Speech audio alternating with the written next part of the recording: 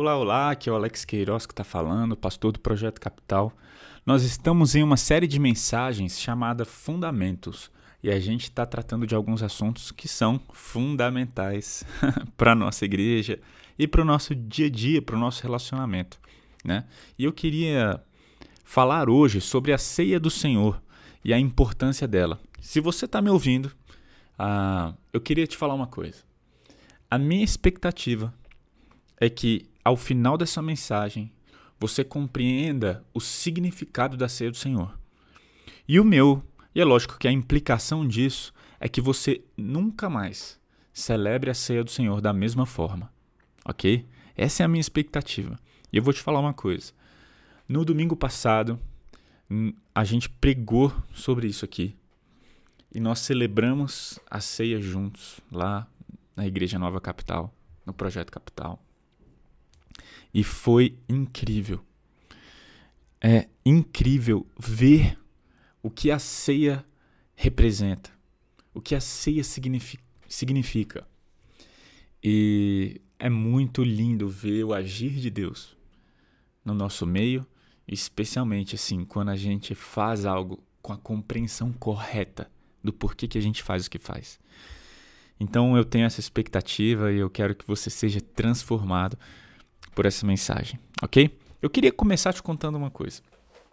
Em fevereiro de 2018, eu e minha família retornamos, no caso só eu, né? Minha esposa e a minha primeira filha são de São Paulo, nasceram em São Paulo, cresceram em São Paulo. Minha filha não cresceu, ela veio para cá com 4 meses. Eu estava retornando para Brasília e a gente veio para cá com a missão de plantar uma igreja.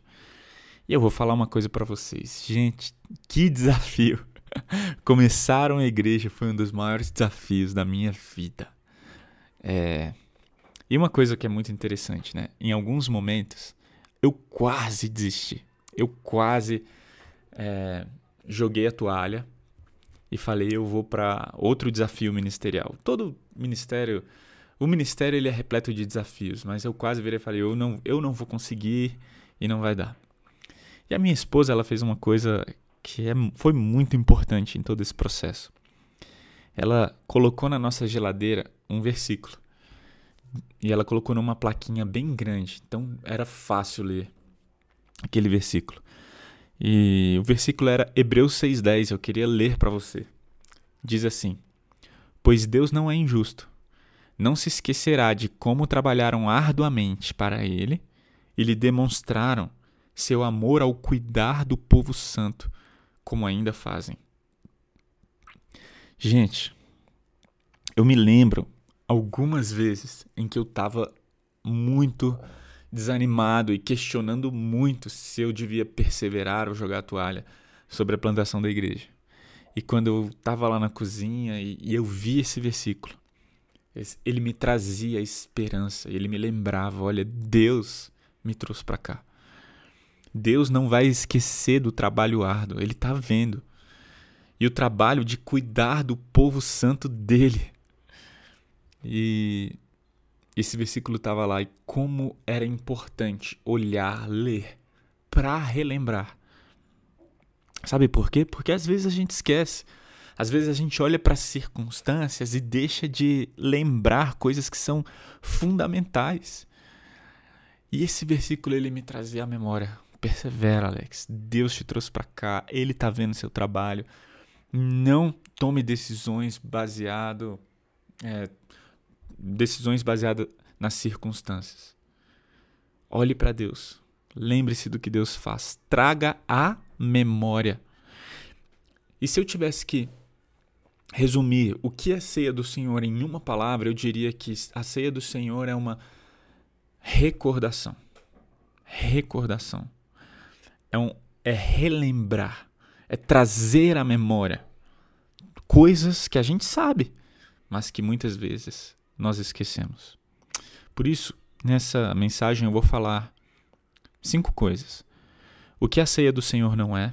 Depois eu vou falar que a ceia do Senhor é a última Páscoa. Depois eu vou falar que a ceia do Senhor existe para nos relembrar a nova aliança, para relembrar o nosso compromisso como igreja e relembrar o nosso acordo como igreja, ok?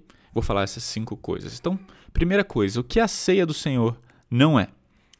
Gente, a ceia do Senhor não é o culto que não podemos faltar.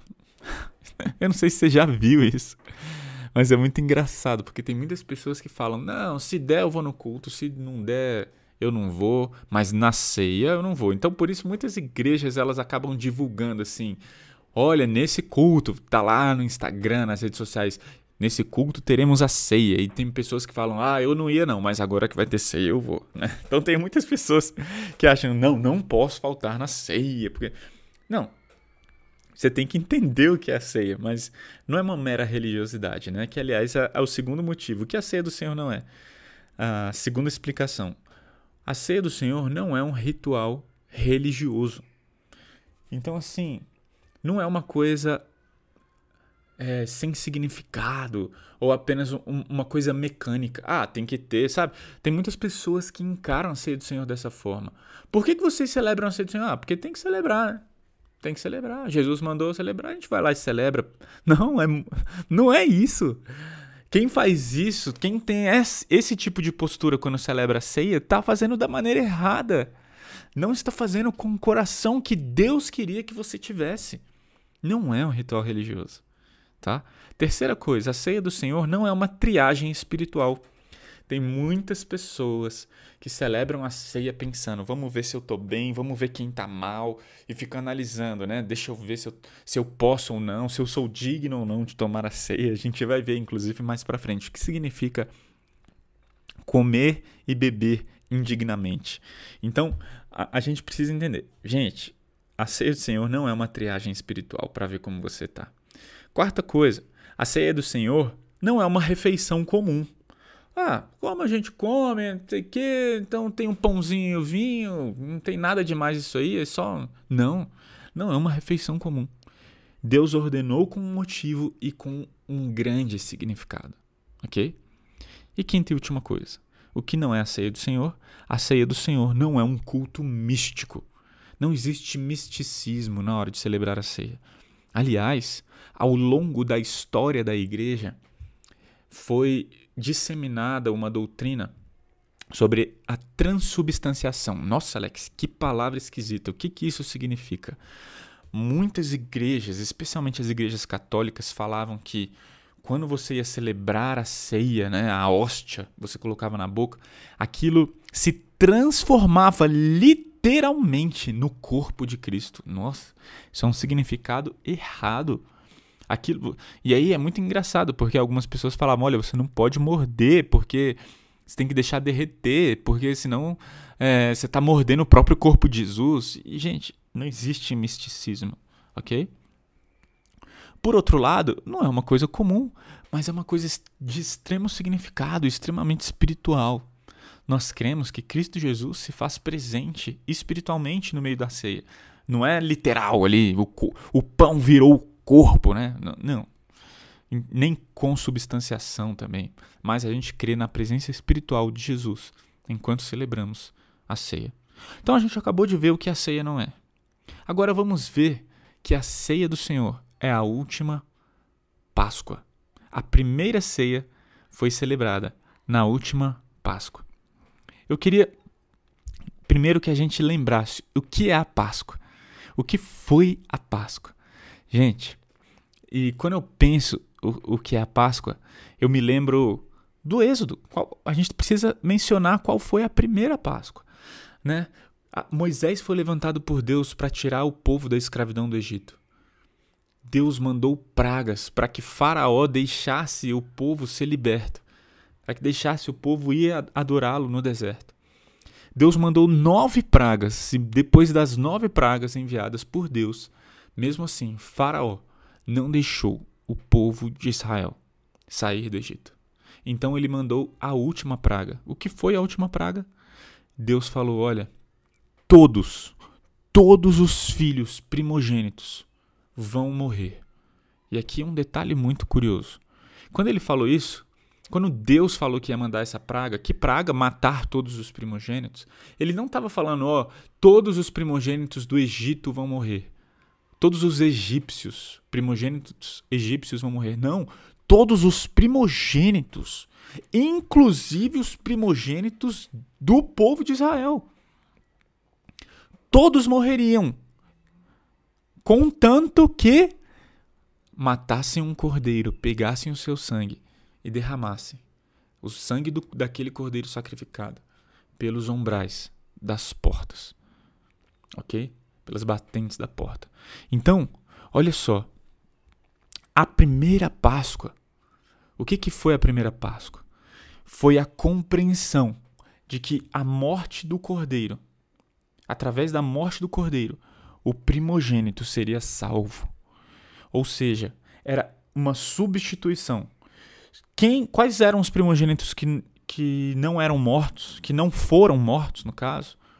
Apenas aqueles que tinham o sangue do cordeiro derramado, espalhado pela sua porta. E aí, aquela foi a primeira Páscoa.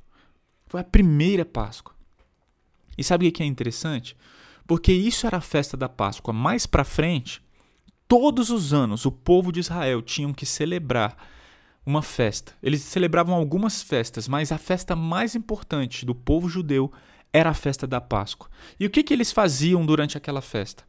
Eles tinham que comer ervas amargas, pão sem fermento e sacrificar um cordeiro.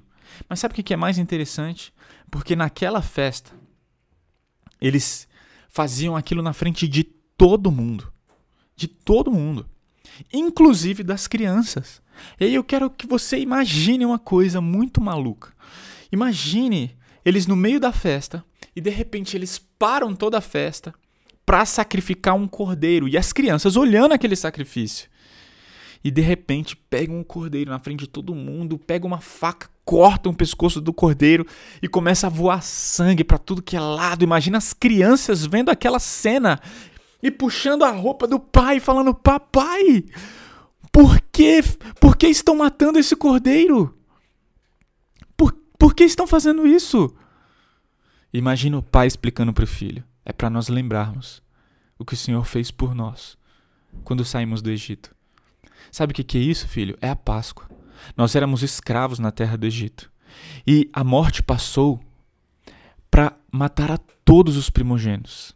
Mas o sangue do cordeiro nos protegeu da ira divina. Ou era o sangue do cordeiro, ou era o seu irmão mais velho. Já parou para pensar? O pai explicando para o filho: olha, sabe por que a gente está sacrificando um cordeiro? Sabe por que você está vendo um cordeiro morrer? Porque se o cordeiro não morresse, nós morreríamos. Entende? Então, essa era a festa da Páscoa. Tinha um grande significado. A festa da Páscoa não era uma mera festa, não era uma coisa apenas festiva e alegre. Não. Tinha esse momento tenebroso do sacrifício do cordeiro. Tinha um momento de comer ervas amargas. E deixa eu falar, ervas amargas são muito ruins. Por que eles faziam isso? Para que eles se lembrassem da amargura da escravidão que eles passaram no Egito. E por que eles comiam pão sem fermento? Para eles se lembrarem que não tinha tempo de colocar fermento no pão. Eles tinham que sair de lá correndo, eles tinham que sair de lá rápido. Entende? Então, nessa explicação, a gente consegue perceber que o pai falando para o filho: olha, filho, sabe por que o cordeiro está sendo sacrificado? Porque não existe ninguém que é bom. Não existe ninguém que escape da ira de Deus. Terrível coisa é cair nas mãos do Deus vivo. Nada pode ser mais tenebroso do que um dia cair sobre a ira de Deus por causa do nosso pecado.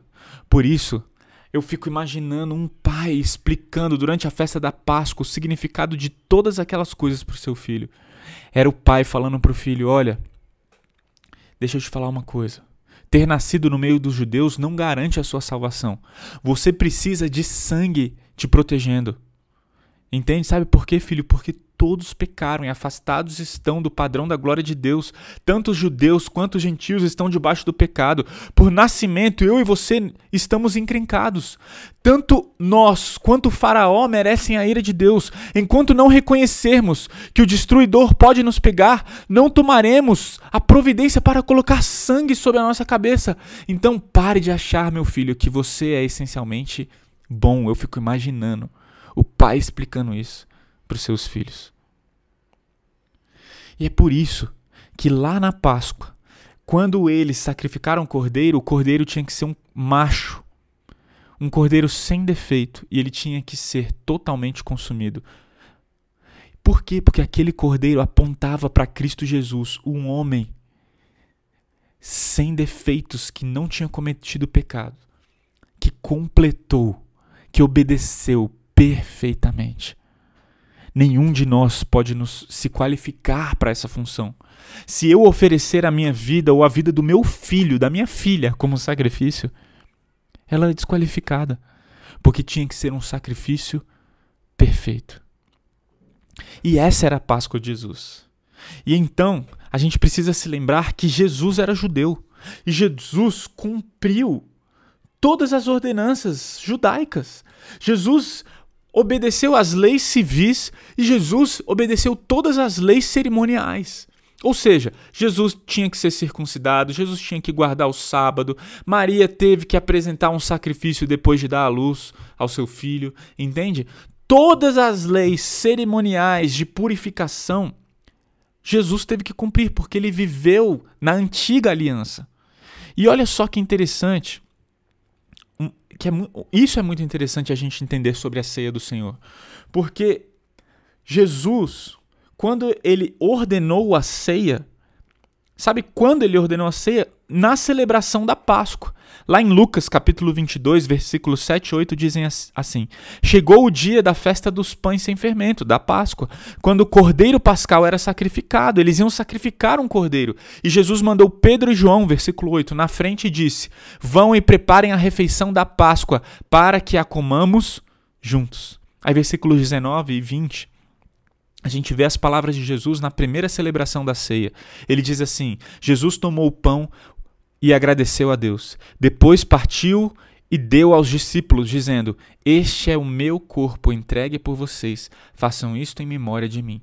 Depois da ceia, Jesus tomou o cálice do vinho e disse: este é o cálice da nova aliança, confirmada com o meu sangue, que é derramado como sacrifício por vocês. Vocês percebem? Jesus ali, na Páscoa, ele estava falando: olha, deixa eu falar uma coisa para vocês. Agora, nós estabeleceremos uma nova aliança. E Jesus fala assim: este é o meu corpo entregue por vós. Meu corpo entregue por vocês. Faço isto em memória de mim. Aí o que Jesus falou depois? Este cálice é a nova aliança que eu faço com vocês. A partir dali, Jesus sabia que ele seria traído, que ele seria preso, que ele seria sacrificado. Jesus ali na Páscoa, ele estava falando: olha, a partir de agora vocês não vão precisar mais celebrar a Páscoa. Sabe por quê? Porque Jesus morreria como um cordeiro. Quando João Batista olhou Jesus, foi isso que ele afirmou: este é o Cordeiro de Deus, que tira o pecado do mundo. Ali, naquela celebração da Páscoa, Jesus estava falando: olha, vocês não vão precisar mais celebrar a festa da Páscoa. Sabe por quê? Porque eu sou o Cordeiro definitivo. Todos os sacrifícios que vocês fizeram lá no Antigo Testamento, todos os sacrifícios da história do povo judeu, apontava para mim. E eu estou indo morrer como um sacrifício definitivo. Vocês não vão precisar celebrar mais a Páscoa, mas eu vou fazer com vocês uma nova aliança, que os profetas já tinham dito sobre essa nova aliança. Ele já tinha profetizado sobre uma nova aliança. E Jesus estava falando: essa nova aliança será agora. E esse será o sinal da nova aliança, a ceia do Senhor. É por isso que Paulo, lá em 1 Coríntios capítulo 11, versículos 23 e 25, ele diz, Paulo dizendo, repetindo as palavras de Jesus, pois eu lhes transmiti aquilo que recebi do Senhor na noite em que o Senhor Jesus foi traído. Ele tomou o pão, agradeceu a Deus, partiu e disse, este é meu corpo que é entregue por vocês, façam isto em memória de mim. Da mesma forma, depois da ceia, tomou o cálice e disse, este cálice é a nova aliança confirmada com meu sangue. Façam isto em memória de mim, sempre que vocês beberem. A ceia do Senhor tomou o lugar da Páscoa. Gente, a Páscoa era a festa de maior significado dos judeus. Nós não podemos diminuir o grande significado que a ceia do Senhor traz para nós.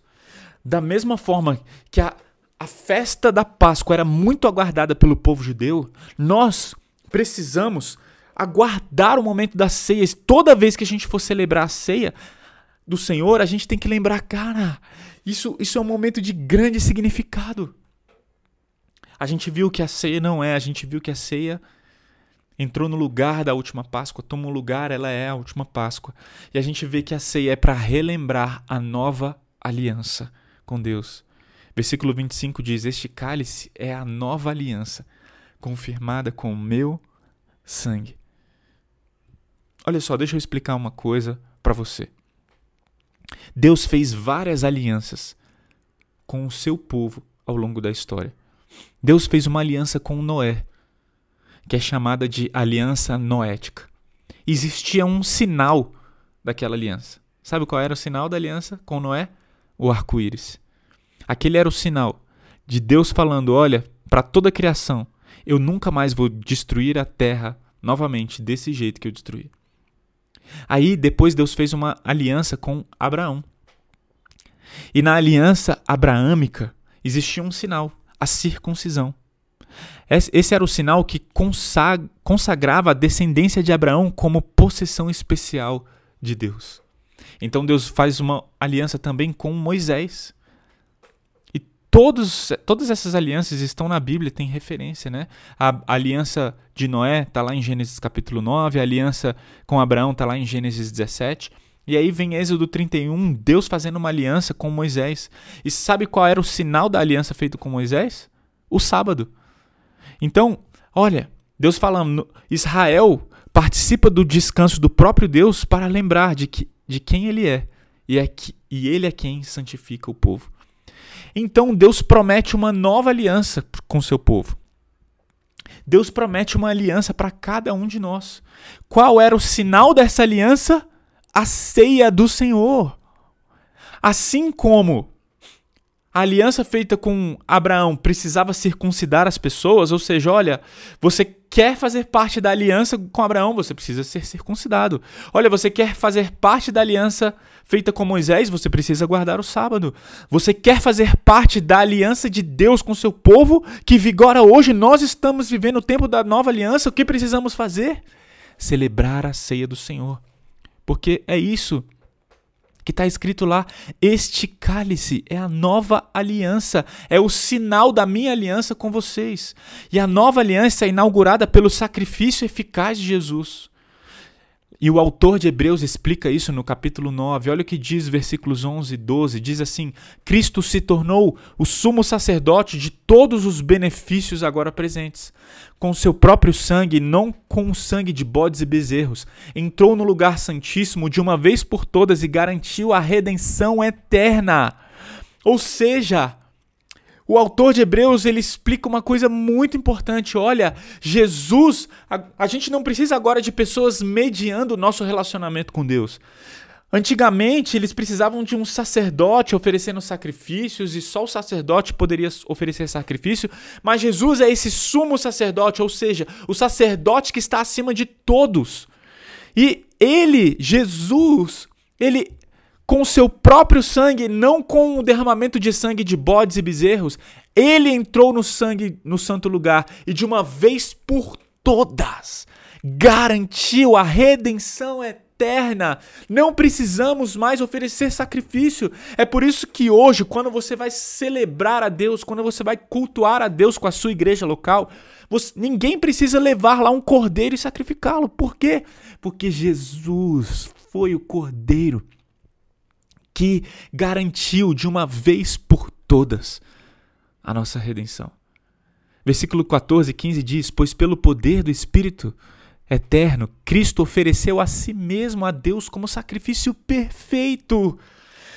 Aquele cordeiro do Antigo Testamento, macho, sem defeito, que precisava ser consumido totalmente, apontava para o cordeiro perfeito, Cristo Jesus. Jesus é o sacrifício perfeito. Ele é o sinal, ele é a inauguração. O sacrifício de Jesus inaugura a nova aliança. Versículo 15 de Hebreus 9, por isso ele é o mediador da nova aliança, para que todos que são chamados recebam a herança eterna que foi prometida, porque Cristo morreu para libertá-los do castigo do pecado que havia cometido sob a primeira aliança. Gente, entenda uma coisa, em Cristo nos tornamos participantes da obra de Jesus. Ou seja, existem dois sinais da nova aliança, o batismo e a ceia. O batismo é a nossa porta de entrada para participarmos dessa nova aliança. O batismo é essa declaração pública que nós morremos com Cristo Jesus e agora vivemos por Ele. E na ceia do Senhor participamos do que o corpo partido e o sangue derramado de Cristo obteve para nós. E o que isso significa? O que Jesus fez na cruz? Jesus nos deu perdão, reconciliação. Em Cristo Jesus fomos adotados. Por isso que na ceia nós lembramos que somos participantes da obra de Jesus. Somos adotados, somos declarados filhos, somos declarados justos, somos declarados santos por causa daquilo que Cristo Jesus fez. E todas as bênçãos da nova aliança agora se tornam herança para nós. A compreensão da nova aliança nos lembra que agora podemos fazer o que antes não era possível para nós: obedecer. A nova aliança nos lembra o compromisso que fizemos de seguir a Jesus. O batismo é um sinal tanto de entrada na comunidade da aliança do Messias, como de submissão ao senhorio de Deus. É no batismo que a gente fala: olha, agora eu me submeto ao Senhor, o Senhor manda na minha vida, eu quero obedecê-lo. Assim, ser batizado em nome do Deus Trino é ser iniciado na identificação da aliança com Ele. E essa identificação da aliança implica em uma propriedade, agora pertencemos a Deus. É isso que significa participar da nova aliança. Existem benefícios, mas existem responsabilidades, existe compromisso. E é na ceia do Senhor que a gente lembra, então, o nosso compromisso. A gente viu que a ceia não é. A gente viu que a ceia do Senhor é a última Páscoa. A gente relembra na ceia do Senhor que ela é o sinal da nova aliança. E na ceia do Senhor a gente relembra o nosso compromisso. E qual é o nosso compromisso? Eu queria falar que o nosso compromisso é REC. R-E-C. Nosso compromisso é REC. R-E-C. O que significa isso? É um pequeno acróstico. REC, da palavra recorder, né, de gravar. A gente precisa, então, gravar algo na nossa mente. Qual é o nosso compromisso? Restaurar, esperar e compartilhar. REC. R, restaurar. E, esperar. C, compartilhar. REC. O nosso compromisso é REC. Eu queria ler com você 1 Coríntios 11, lá no texto, no texto que a gente já leu aqui, uma parte, o início dele, quando Paulo fala: olha, eu entreguei a vocês o que antes recebi do Senhor. E sabe o que ele diz no versículo 27? A primeira coisa, o que é o R do REC? É restaurar a unidade da igreja. Presta atenção à importância de nós sermos unidos como igreja. 1 Coríntios 11, 27 a 31 dizem assim: assim, quem come do pão ou bebe do cálice do Senhor indignamente é culpado de pecar contra o corpo e o sangue do Senhor.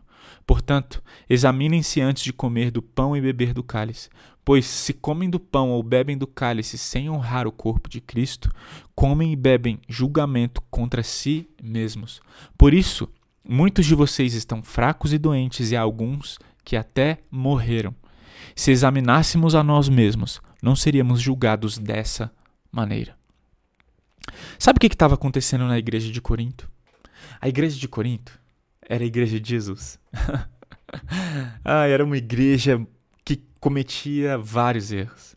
Existiam vários problemas na igreja de Corinto. E por que eu estou falando isso? Porque tem muitas pessoas que, eu não vou na igreja porque a igreja é toda errada. Exatamente, a igreja é composta por pecadores. A igreja são pecadores. O primeiro passo para você ser um verdadeiro cristão é você reconhecer o quanto que você é pecador. Enquanto você não reconhecer o tamanho da sua pecaminosidade, você nunca vai reconhecer o tamanho da salvação de Jesus. Porque você só entende a salvação de Jesus quando você entende o quanto pecador você é e o quão necessitado de salvação você é. Então a primeira coisa que a gente precisa fazer é restaurar a unidade da igreja. Sabe o que estava acontecendo lá na igreja de Corinto? Era uma igreja que tinha pessoas muito ricas e pessoas muito pobres em uma mesma igreja. Pessoas da classe A e pessoas da classe C. Pessoas de classe alta e pessoas de classe muito baixa, dentro da mesma igreja. E sabe o que acontecia? A ceia do Senhor naquela época, ela era uma refeição. Hoje, nas igrejas, elas têm um pequeno pedaço de pão e um copinho com suco de uva ou vinho, né? Só que lá naquela época, quando eles iam celebrar a ceia, eles comiam mesmo. Era uma refeição. Então, tinha bastante comida e todo mundo comia. Sabe o que estava acontecendo lá na igreja de Corinto? Quando eles iam celebrar a ceia e ter essa refeição juntos, alguns estavam chegando antes de outros para comer mais. Sabe o que estava acontecendo? Os ricos levavam a parte da comida deles e comiam sozinhos. E deixavam os pobres com fome. Eles estavam tendo divisão no meio da igreja. Então, as famosas panelinhas. Lá na igreja de Corinto tinha um grupinho dos ricos e o grupinho dos pobres. E um não se misturava com o outro. E no meio daquela igreja, tinham alguns que comiam muito e alguns que comiam muito pouco. Tinha uns que se importavam com todo mundo e outros que não se importavam apenas com a sua panelinha. E Paulo estava exortando aquela igreja, falando, olha o que vocês estão fazendo. E se você ler a partir do versículo 17, lá de 1 Coríntios 11, você vai ver Paulo falando, olha, isso não é ceia do Senhor coisa nenhuma. Vocês acham que vocês estão celebrando a ceia, mas se vocês não celebram a ceia com o coração correto, com o significado certo, isso não é ceia do Senhor. Porque a ceia do Senhor promove o amor entre vocês, a unidade de vocês. Por isso é muito, muito, muito importante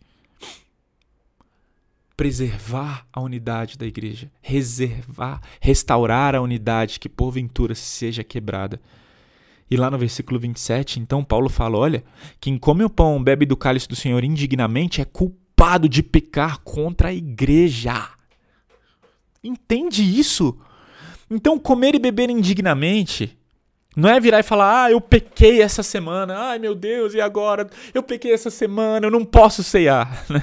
Eu não sei se você já viu isso. Mas não é isso o comer e beber indignamente. Sabe o que significa comer e beber indignamente? É comer do pão e beber do cálice, com divisão no meio da igreja. É você brigar com seu irmão. É você não se importar com algumas pessoas da igreja. É você não se importar com a sua comunidade local. É você estar brigado e participar da ceia. Se você fizer isso, você está participando da ceia de maneira indigna. E é por isso que o imperativo do versículo 8 é, portanto, examine-se antes de comer. Examine-se.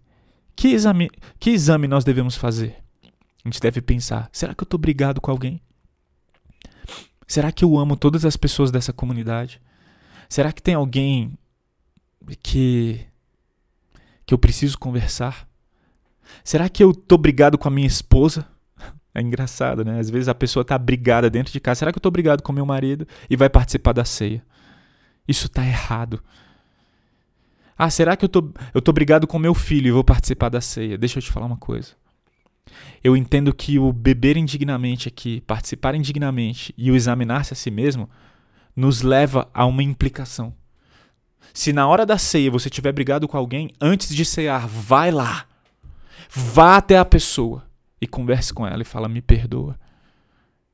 Me perdoa. Eu não quero beber indignamente, eu não quero comer indignamente. Eu estou vindo aqui te pedir perdão. Pois se comem do pão e bebem do cálice sem honrar o corpo de Cristo, comem e bebem julgamento contra si. E sabe qual é a condenação de beber e comer indignamente? Deus disciplina através de fraqueza, doenças e até mesmo a morte. É o que o texto diz. Por isso, na ceia do Senhor, a gente restaura a unidade da igreja. A gente preserva a unidade da igreja. A gente não deixa a igreja dividida. Esse é o primeiro compromisso. Compromisso é REC. Primeiro, restaurar a unidade da igreja. Segundo, esperar a volta de Cristo. Gente, que coisa linda. Aqui no versículo 26 de 1 Coríntios 11, fala assim: porque cada vez que vocês comem desse pão e bebem desse cálice, anunciam a morte do Senhor até que Ele venha. Existe uma expectativa na volta de Cristo. A gente espera ansiosamente a volta de Cristo Jesus. E é por isso que todas as vezes que a gente celebra a ceia do Senhor, a gente se lembra: Jesus está voltando. Existe um teólogo chamado Bob Jameson e ele diz assim: como a Páscoa, a ceia do Senhor traz o passado para o presente. Os atos de partir e comer o pão e derramar e beber o cálice apresentam dramaticamente os eventos do Evangelho à nossa visão e paladar. A ceia do Senhor também traz o futuro para o presente. Ou seja, da mesma forma que a ceia do Senhor lembra do passado, lembra o que Jesus fez na Páscoa, lembra que o Cordeiro morreu no nosso lugar, lembra da nova aliança, lembra que agora nós somos perdoados em Cristo Jesus, da mesma forma, a ceia do Senhor traz o futuro para o presente. Olha só o que Jesus falou lá em Lucas 22, de 15 a 18, quando ele celebrou a primeira ceia. Jesus disse, versículo 15, estava ansioso para comer a refeição da Páscoa com vocês antes do meu sofrimento, pois eu lhes digo que agora não voltarei a comê-la até que ela se cumpra no reino de Deus. Então tomou um cálice de vinho e agradeceu a Deus. Depois disso, tomem isto e partilhem entre vocês, pois não beberei o vinho outra vez até que venha o reino de Deus. Gente, deixa eu te falar uma coisa. Jesus, um dia, vai celebrar a ceia com a gente. Você já pensou isso? Já pensou que coisa linda? Participar da ceia do Senhor quando Jesus voltar, estabelecer o reino dele aqui na terra. Sabe uma das coisas que Jesus vai fazer? Ele vai celebrar a ceia. Ele vai cortar o pão. Ele vai pegar o vinho e ele vai beber com a gente. Falando, nós somos um. Nós somos um. Isso é incrível. Bob Jameson ele ainda diz, o texto de Lucas sobre a ceia do Senhor antecipa o banquete messiânico, o que Apocalipse chama de ceia das bodas do Cordeiro, onde o povo de Cristo festejará com ele a restauração e a nova criação. A cidade celestial um dia estará aqui na terra. E sabe o que diz lá em Apocalipse sobre as bodas do Cordeiro? João diz assim, alegremo-nos, exultemos e a ele demos glória, pois chegou a hora do casamento do Cordeiro e sua noiva já se preparou. E o anjo me disse, escreva isso, felizes os que são convidados para o banquete de casamento do Cordeiro. E acrescentou, essas são as palavras verdadeiras de Deus. Deixa eu te falar uma coisa. A ceia do Senhor nos lembra que um dia Jesus vai voltar. E quando ele voltar, ele vai celebrar a ceia com cada um de nós. Nós celebraremos a ceia juntos. E na celebração da ceia, Tom Wright diz, o passado de Deus nos alcança novamente e o futuro de Deus vem ao nosso encontro. Todas as vezes que você for celebrar a ceia, que você pegar um pedaço de pão e pegar um copinho de suco de uva, lembre-se, Jesus vai voltar. Jesus vai voltar. Por isso, a gente precisa relembrar o nosso compromisso. Que compromisso? REC. A gente precisa relembrar o nosso compromisso de restaurar a unidade da igreja. A gente precisa relembrar o nosso compromisso de esperar a volta de Cristo e colocar nossas expectativas na volta dele. E a gente precisa relembrar o nosso compromisso de compartilhar o evangelho a todas as pessoas. Porque o versículo 26 de 1 Coríntios 11 diz: porque cada vez que vocês comerem desse pão e beberem desse cálice, anunciam a morte do Senhor até que Ele volte. Pessoal, a gente precisa se lembrar disso. Como é fácil esquecer que a gente está aqui para isso. A gente está aqui para preservar a nossa unidade, para viver como igreja. A gente está aqui para realmente anunciar, esperar a volta de Cristo e colocar nossas expectativas na vida futura e não na vida presente. E a gente está aqui para relembrar. E é por isso que a ceia do Senhor é tão importante, é uma recordação tão importante. A gente relembra a nova aliança, a gente relembra o significado da morte de Jesus, da Páscoa. A gente relembra a importância de vivermos e restaurarmos a unidade da igreja. A gente relembra a expectativa e a nossa espera pela volta de Cristo. E a gente compartilha o evangelho. Sabe por quê? Deus não nos levou para a eternidade. Sabe por quê? Porque a gente está aqui para conectar pessoas com Cristo Jesus. A gente se esquece disso. Lembra que eu falei da geladeira? E às vezes, em alguns momentos de muita dificuldade, durante os desafios da plantação de igreja, aquele versículo vinha, eu olhava aquele versículo e falava: nossa, calma, Alex, relembra, foi Deus que te trouxe para cá, vale a pena o sacrifício pelo povo de Deus, vale a pena trabalhar arduamente, não importa se as pessoas vão reconhecer, não importa o que as pessoas vão falar, e aquilo me trazia memória e me enchia de forças e de fôlego. A ceia do Senhor é um momento onde a gente relembra coisas essenciais e toma fôlego para nos colocar novamente no sentido, no objetivo, no propósito da nossa vida. 2 Coríntios capítulo 5 diz assim: logo, versículo 17, todo aquele que está em Cristo se tornou nova criação. A velha vida acabou e uma nova vida teve início. Tudo isso vem de Deus, aquele que nos trouxe de volta para si por meio de Cristo e nos encarregou de reconciliar outros com Ele. Olha só, Deus nos encarregou, nos deu a responsabilidade de reconciliar pessoas com Ele. Pois em Cristo, Deus estava reconciliando consigo o mundo, não levando mais em conta os pecados das pessoas, e Ele nos deu essa mensagem maravilhosa de reconciliação.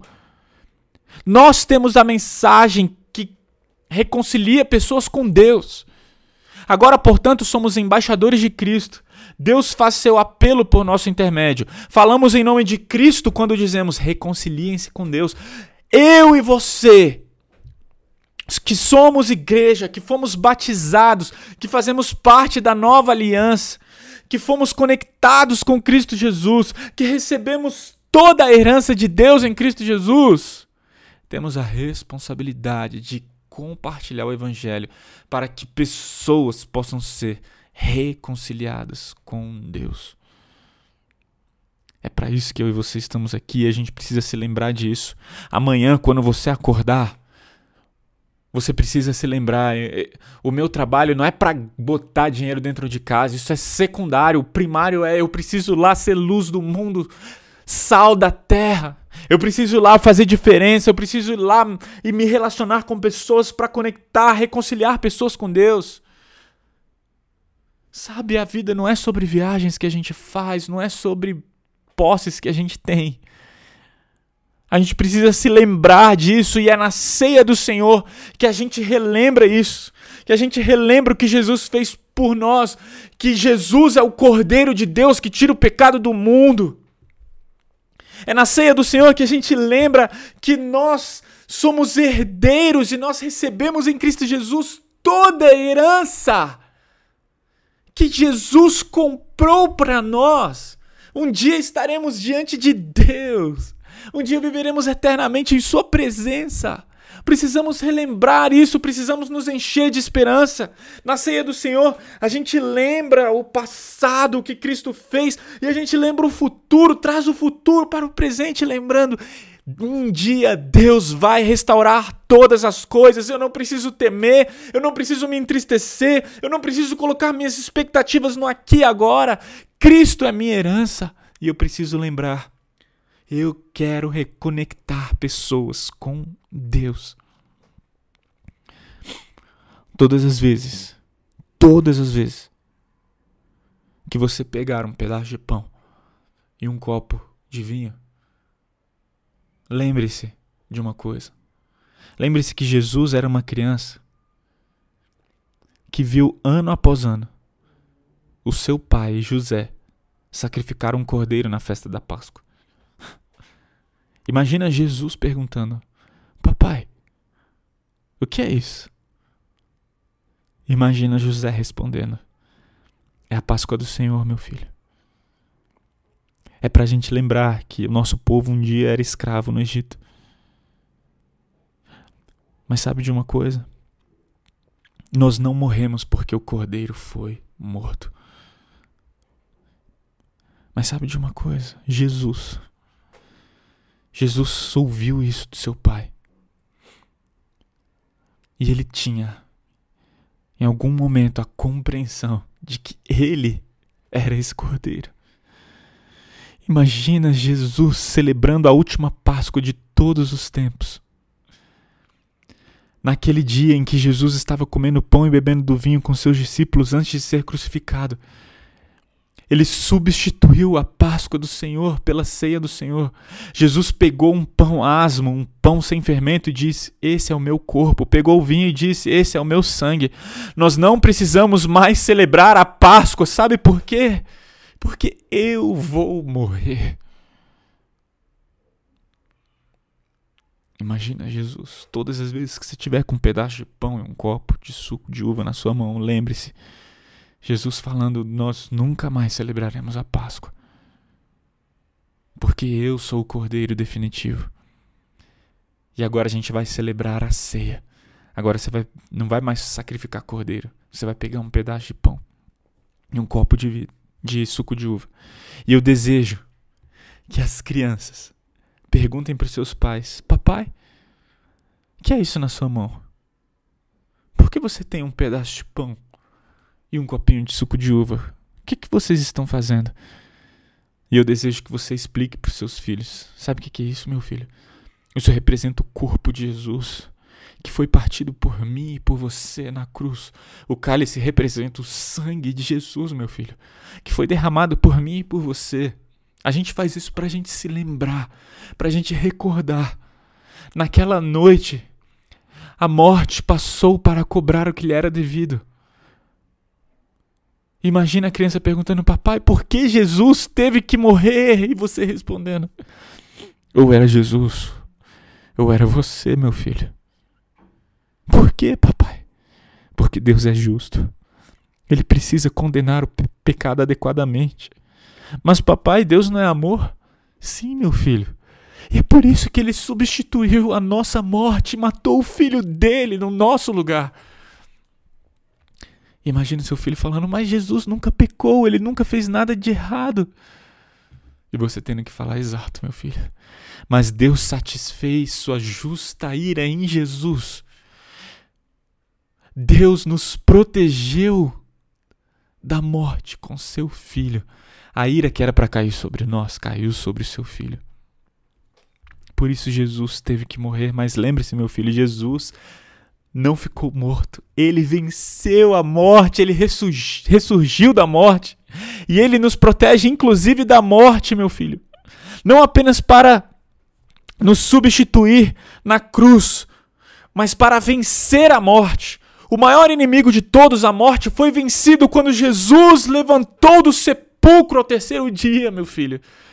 E um dia, Jesus vai voltar e a gente vai se encontrar com ele, meu filho.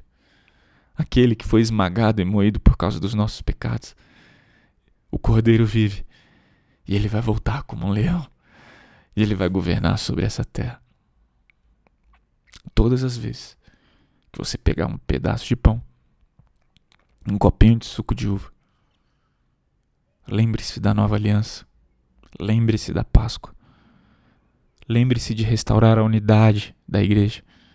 Lembre-se de esperar a volta de Cristo, colocar suas expectativas na volta de Cristo. E lembre-se de compartilhar o Evangelho. Deus te abençoe.